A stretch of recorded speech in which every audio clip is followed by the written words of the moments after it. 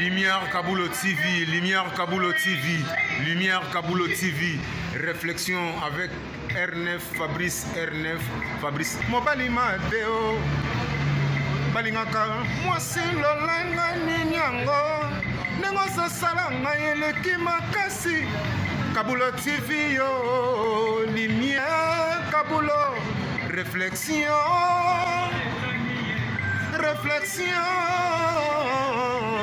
double CD Fantomas, Mayo. Il est là, il a toujours. Il a s'abonner, chaîne les amoko. Ça c'est dit, ma beaucoup t'as on a s'abonner. Bon bien. Donc mon yango na YouTube tozawana moko kaka. Réflexion trop bandela, réflexion, lumière Kambolo. Yangwana, balai qui ça la biso bien. Tous en ciment pour et ça la G. Bongo. Toujours. Réflexion, Lumière Kambolo TV. Chaîne Zamoko, vous s'abonnez, vous avez cité Lumière Kambolo TV. Bonjour, Nabiso Banso. Les alingan de Konabino, Nabengami na Kombo ya Kambulu. Na salaka na émission na chaîne télé Oye Bengami Réflexion. Chaque samedi na 19h30. Mbote na bandeko nyonso toza batali pe balandi ya réflexion. Nga love nazo répondre motuna ndenge zala kaka na kati ya réflexion na biso. Mingi vraiment ya koloba ezalité mais ya liboso merci pas lumière pour na motuna na yo. Ndenge kaka olobaki ke eza motuya, eza vraiment motuya oui. Eza motuya parce que na biso basi comme lui qui eza kaka basi mutu ba répondre. Eza vraiment na ko lo bango examen moko eza très difficile. Ko na ko répondre ngo. Na ko lo beza très difficile parce que eza na biso bat misusu oyo to lingaka vérité te. To préférer kaka lokuta.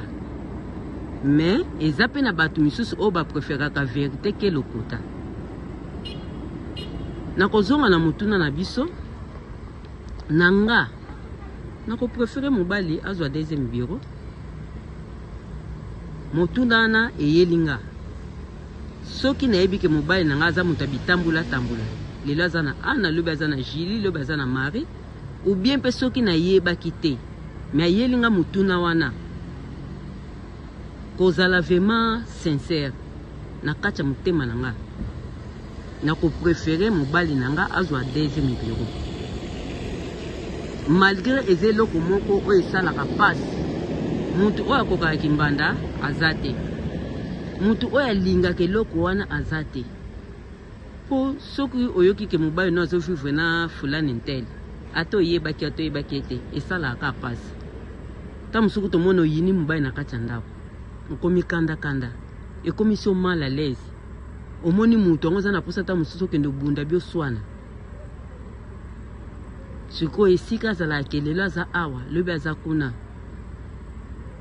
donc nord ouest est sud yaza nga na ko préférer azwa deuxième bureau etikala kaka lelo soka aza na ouest aza na nord soka longwe nord ake na ouest wana ekozala malamu mingi ndeka na uto loba o eza réflexion nanga parce que mutu na mutu aza na réflexion na ye na ngai na ko préférer deuxième bureau